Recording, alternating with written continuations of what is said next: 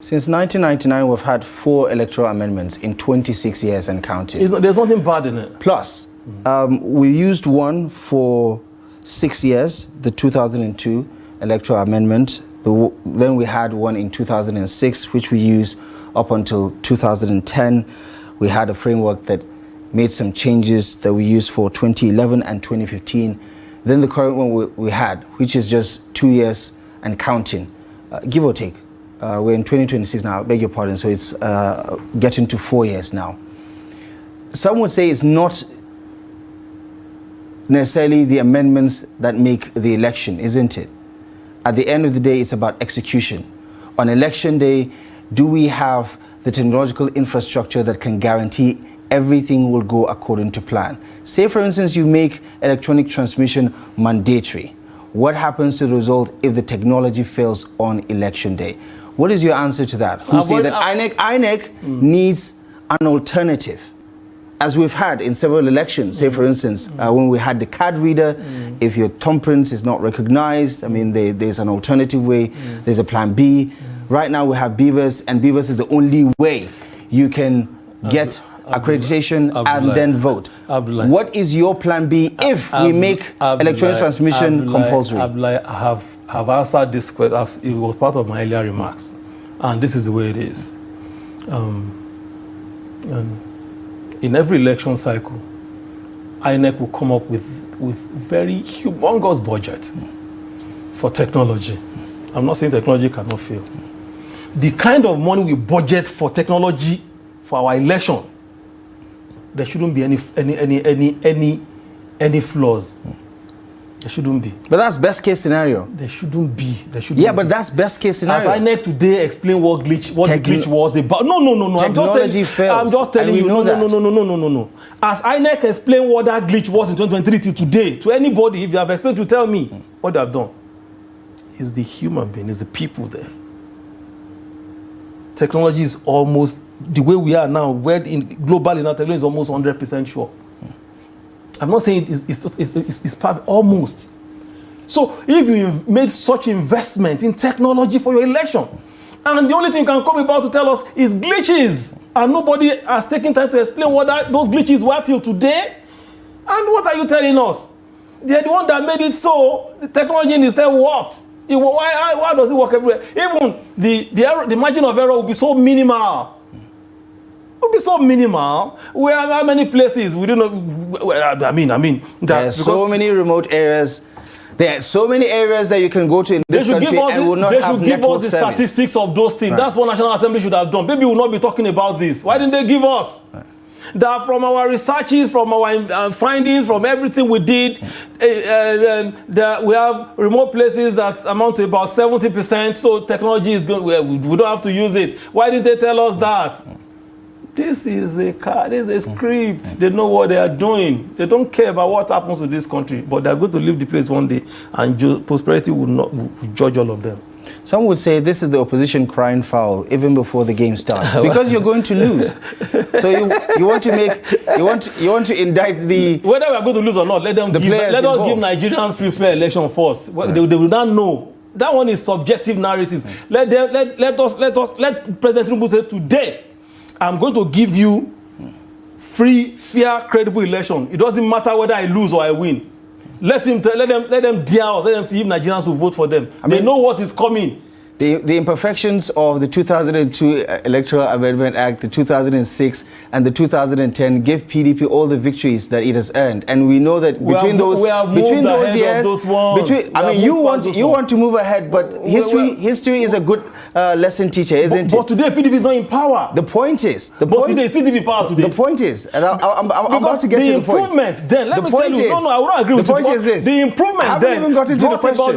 No, I know where you're going. The improvement then, because of the noises, what Nigeria said, the improvement then brought about the APC.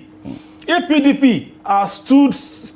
How many elections have you won at the state and national level since the APC came to power? You've won. You still had significant control, or at least presence across the country until the defection. I'm not a PDP member, you know that. When did you leave? I've left since November. I'm not a PDP member. PDP. You didn't make it public. I made it public. Maybe you don't know. I was here. I was there. Our caption actually has you as PDP chieftain. And I brought, no, I'm not, please. PDP is a wreckage site. No, I don't want to have anything to do with that party. That one does not inspire anybody. Forget it. They're not going to have presidential candidates. They're not going to have anything. Right. All this one that Wike is doing, nothing is going to come out. It's not good. They're not going to be presidential candidate that will challenge Tinubu in PDP. That is the game from the one. Are you not aligned anymore at this point? With PDP? No, politically with any political party. No, I'm a member of the ADC now. Wow, okay. Yes, and so to correct you in your intro, you said the biggest opposition of PDP is not. PDP is nowhere. ADC is the biggest opposition in Nigeria today, not PDP. How many lawmakers do you have in the ADC? We need? Okay, that is the mistake people are always making. No, and I want to say something. Opposition is a practical thing. This is opposition is not just in name. This is it. Opposition is not just in name. Those of you in the media, PDP has governors on the National Executive Economic Council. They can make their opposition actually count. ADC is nowhere near the corridors of power. So your opposition is only in commentaries. So let's be fair to the reality on the ground. What reality? That the PDP has more stake. Reality that will not take you anywhere. And you are comparing the state of PDP now to the state of ADC now. Abdullahi. I'm not passing so judgment. I don't know what you are saying. I am saying because where is PDP? Based on the facts. Where are the governors in PDP now? Tell me where they are. In the next couple of days, your state governor is going to join them in APC. Then what are you telling us? Ahmadu Fitri may go anywhere from now to APC. So what are we saying? Who is left except this young man, this fine guy in Zamfara? And there's so much pressure on him to leave too. There was a time in this country, PDP has 28 or 29 states. They still lost election. Let APC has the entire 36 states and FCT. They are going to lose in 2027 by the special grace of God.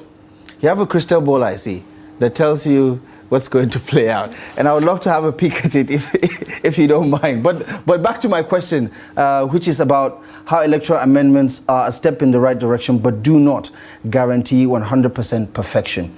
With what we currently have right now, and let's try as much as we can to focus on other proposals that have made it into the bill, like the days that INEC has to notify the public of an upcoming election. It used to be 360 days, now it's 180 days. So, ready or not, if 180 days announcement is made, we're likely going to have the next general election before 2027.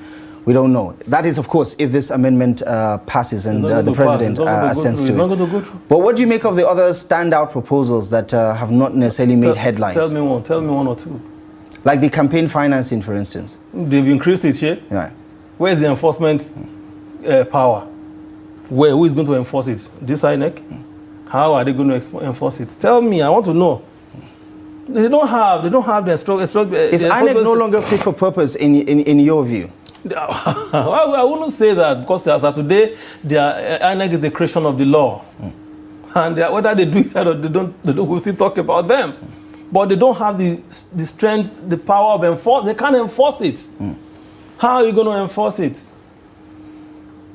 They're supposed to be standard for primaries across party lines. This is what I'm talking about, regulations. I'm not saying INEC should come and dabble into the affairs of the party. They should be able to regulate certain things. There must be standard across board that, okay, this is it. I think I read something about, what was it? I wanted to remember now. When I remember, I'll tell you. So INEC, I just pity the new INEC chairman. I pity him because he's not going to be, no matter how well-intentioned he is, he's not going to be everywhere in two places at a time. So this is what brings me to the human factor. You can have the best of life. If you have told me that, I would have agreed with you. Even if we have this electronic, even if technology is the human factor also, isn't it? Because human are going to operate most of them. They don't operate in isolation. No, I'm saying we don't have any perfect technology anywhere in the world. Yes, there are some technologies that are better than others, but nothing is 100% I agree with you on that. The technology fails. If not, how does with all the permission on the airplane? Why does it drop? Even human beings are not perfect. Not talk of technology that is man-made. So then what is this whole issue about? But you need to do what you need to do to give us some level of safety. There's no safety in this. Abdullahi. I mean, in 2015, we barely had... You need to try your best. In 2015, we barely have half of what is in the 2022 electoral amendment, right? And what happened then? And some consider that a very good election. Not perfect, but good. So it does mean that with the little that we have, as far as improvement is concerned, it's not necessarily about the laws. It is about the people that go and vote on election day, how disruptive or how cooperative they are. The first thing, see, Abner, what you are missing It's about politicians not buying votes. No. People must it's about politicians not snatching ballot boxes. Abdullahi, people must have trust in the system. And that's what National Assembly should have simply done.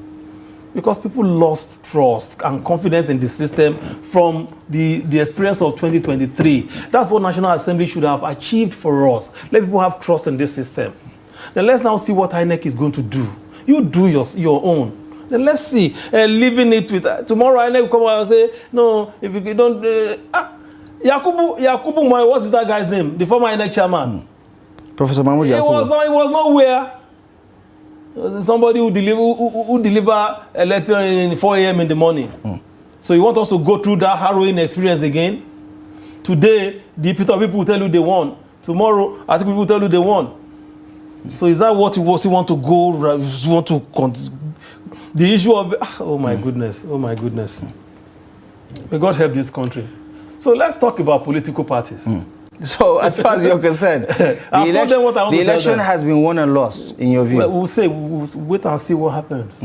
But this does not inspire any hope. It doesn't guarantee any. Sounds like you're throwing the towel in already. I'm not throwing it doesn't, but we'll see what is going to happen. So you're going into the election knowing that. So the only remedy, as far as you're concerned, the system does not. Is one. Yes, the system is rigged. It's rigged already. It's skewed. But there was only one. It's only one remedy.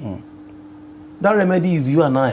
It's the Nigerians, because I've not seen that power that can actually suppress voices of millions asking for change. I've not seen that power. These millions are the same people represented by 300 House of Representative members, wait now. 109 we are saying the same senators. Thing. I said the only remedy is the people. If the people really want to take their country back, hundreds of Tinubu cannot stop them now, except they are not ready. If they are ready, they can.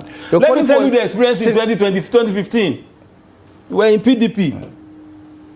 In the north, nobody could manipulate anything for President Goodluck Jonathan. Those boys protected the vote of the APC. And we saw the outcome. That is the power of the people. If the people today are ready and resolute to say, no, it's not going to happen, go out there and vote and make that change possible. Protect those votes. Nothing. You can only rig where you are popular. You are not popular anywhere, you can't rig. So the antidote is people protecting the votes. Yeah, that is the only antidote. People just because there's a gang up against the people of Nigeria by these political elites, the ones that are in government now. It's a gang up against Nigerians. Nigerians must know that these guys have gang up against us. You too should gang up against them by using that power your constitution give you, power of vote, and protect those votes. Go out in your numbers, registered with INEC, so that you can vote. Go out in your numbers and vote them out. People that are not advance your life. Correct me if I'm wrong.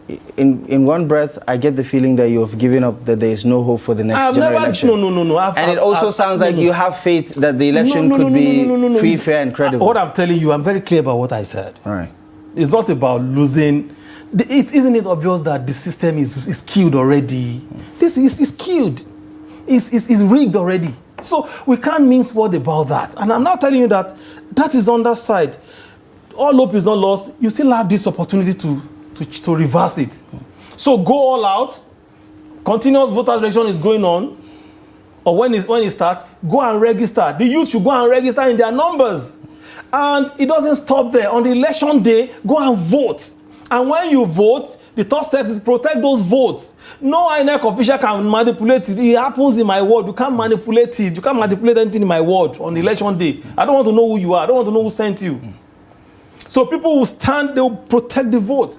Our women are the worst hit by all of these things because they are the ones that will come out as early as possible to go for accreditation. And after the accreditation, they will not leave those. They will spread their wrapper. They will come with 2 wrappers. They will spread the wrapper and they will sit there. They will vote. They will count. But how many power does women get? At the end of the day, they'll be there. They will rig them breezily. Or you see them reading something else. One officer will go and mutilate the result sheet, and so that's why we need this. The moment, how many votes did Abdullahi get? 10. This thing don't go. How many did Dollar get? 5. This thing don't go down. But we saw the great level of success that was recorded with IREV, with the National Assembly elections, the governorship elections. That's another thing, right? What happened to the presidency? The same day. I mean, some would consider that 8 over 10, isn't it? The most important election in this country is the presidential election. After God, now president of every country. Really? Okay, does National Assembly decide what president? I mean, they don't let us even go there. The same, thank God, you just said it. The same day. The same technology. National, let them. I supported those who are saying they should have the entire election one day. If there's not going to be any glitches, it's fine. It's fine. But now, governorship, presidential, National Assembly election the same day, and you now see that House of Assembly thick, the National Assembly thick, but some governor, presidency glitches. That's what you see. If they are not going to have that, and all of that, as far as you're concerned, is by design. They know, of course, now. That's your suspicion. As INEC told you, explained today, even INEC breached his own law. There was a section in the Electoral that compels INEC to do some investigation within 7 days when the election results were announced. Did Yakubu Muhammad, what's his name, did he do that? He only said it by mouth. It's by design. And you think Professor Joash Amopiton is going to be... They said he's a man of impeccable character. We will wait and see whether that thing is really there. If I were him, the moment they want to spoil the reputation he has built over years painstakingly to that level, I would throw him too well. If I were him, he has made name, he has made record. We saw his profile. He shouldn't allow anybody, if he's listening to me or his children are listening to me today, that you tell him, Daddy, the moment they come with that thing, the usual thing, throw him too well. You will leave. He's a professor.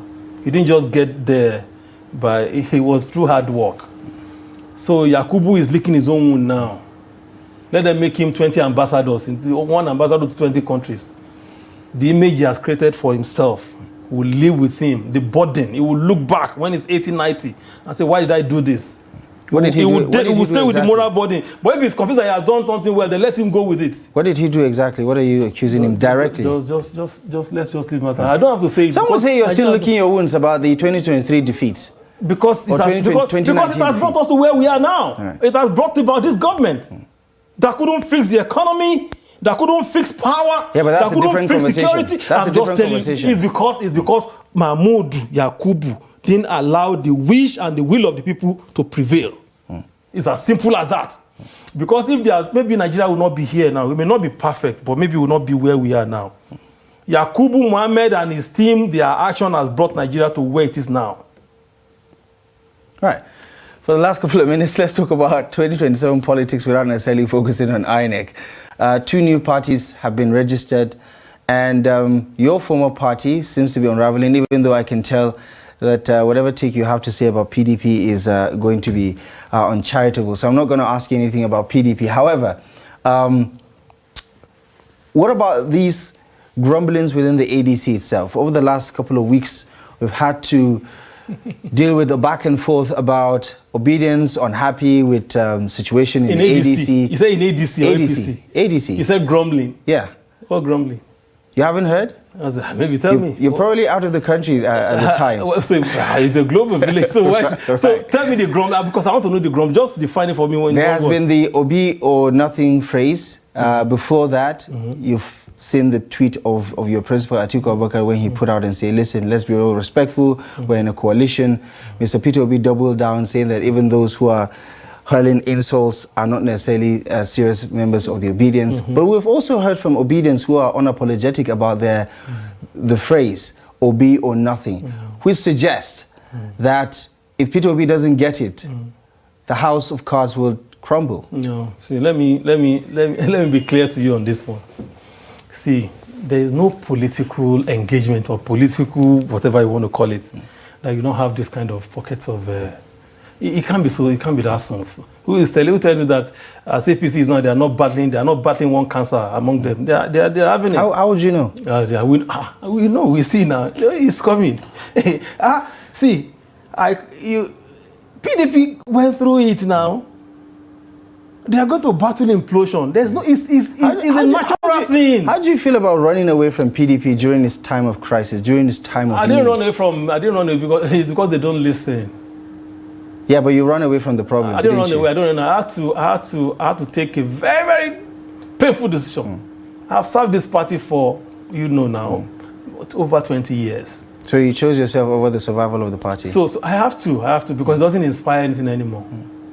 You don't know whether I have an ambition. If I have an ambition, can I achieve it realize it under PDP? No, you did way PDP. See in Ekiti now, they are struggling to even have a governorship candidate. That one is a dress rehearsal to what will happen at the national level. So let us leave those ones. There is no grumbling in ADC. Whatever you people are hearing out there is normal in any political setting. ADC is the beautiful bride now. Everybody wants to have a share of it. And you should expect, if this thing has not, if what you are saying, you didn't see, then you should know there's a problem. But also there's been an argument that the obedience, let me ask, you asked me a question. The obedience that are saying Obi or nothing, their supporters of Obi. But there's a clause, there's something there. How are we sure is the real obedience? Because we know the responsible obedience. Who can think, who can reason. Are you saying they are irresponsible obedience? There are some obedience. Right. Yeah, there are some obedience. We know the real obedience. We know the leadership. We know they are responsible. We know they are sensible. They can read the room. They know what is going on. You will never hear them saying Obi or nothing. Are we so sure that it's not the agent of APC that are doing that? So let us. So it's I'm possible. very sure they're not agents of APC. No problem. That is whoever that is in charge that is doing it. They will soon understand this course, because this course is going to be party has processes that you must be followed. Subject yourself to those processes. If you win, good luck to you. If you lose, support whoever wins. You don't come. It's on Democrats to come and say it must be this person. If going by what we say, this is my response to them. But we know quite a number of those people because APC is so scared that combination of Atiku will send them packing. How can you accuse them of double standard when, if I put it to you, there is no chance that you, as Oladimeji Fabiyi, will have any other person on your mind other than Atiku Abubakar? Atiku is good. And I'm sure you're not going to be apologetic about it. No, that means you don't get it. I'm a party man. Right. I'm a Democrat. But you're also an Atiku man. You can't. Are you not calling some people obedient now? There are some Amechi too that are making noise all over now, who are supporters of Amechi. It's normal. It's normal. Some people are. Just a few days ago, I saw somebody told me Tinubu appointed somebody as a city boy movement, whatever, somewhere. These are supporters of Mr. President. You can't take that away. But what I'm saying is this: there is a process. The moment you follow that process, if today Peter Obi wins primaries, I'm a party man and he's still in ADC, I have no choice than to support him. But they should be able to support Atiku when Atiku wins. That's what I'm saying. So the argument is that there is no chance, almost zero chance. Zero chance that what? That in an ADC primary, anybody but Atiku is going to win. No, that's not what I'm saying. Let them No. I'm saying that is also an argument, a line that has been used over and over. By me? By several stakeholders within and outside. I'm asking you to react to it.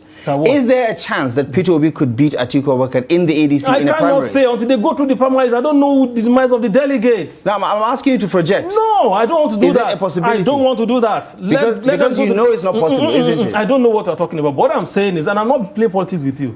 See, if there's something that has fascinated me in the ADC today, is the attitude of the national chairman and national secretary of the party. You can't take the integrity of Senator David Mark away. You can't. And you cannot rubbish the integrity of Aregbesola, a two-time governor, a former minister. So these guys are so resolute with other members of the National Committee that no, because they want to do something different from PDP and APC. That's why ADC is not a party of one man. All those critical stakeholders I see, everybody contributed to the pulse of that party. It's the party for the people. And that's what I'm going to tell Nigerians. You have an option now. You should be thanking the likes of Atiku, Thambua, Limoke, Amechi, Erufai, all of them, David Mark, to have brought this platform for you, where you can achieve that dream. Right. You can't get them in name. If you go to APC today, they already have people they want to give. That's what I'm thinking about those members of the House. They are struggling now. Because they are not going to give them. APC already is a party of cultists. They are cults. It's not yet time to campaign, and I feel like you're already doing it. It's not a campaign, it's the fact. I'm just stressing the fact. You are campaigning. I'm not campaigning, it's not campaign. This is campaign. It's just the fact. No. You just said ADC is the only alternative. It's the best alternative. So haven't you heard APC people saying that APC is the best because we have 30 governors? What does so you're that also mean? Breaking the law. And even the PDP that is still struggling, that is on the slaughter lab like this, they're still saying they are the best, they are the biggest. I'm sorry for you. Face the reality. Fabiyi, good to see you again. Thank you for a spirited conversation. Thank you very much for stopping by. Thank you. And that is a wrap on tonight's edition of Daily Politics. Thank you most kindly for joining us. We'll be back on Monday live at 8 p.m. Until next time, I'm Abdullahi Ahmed. Thank you for watching. We'll see you soon.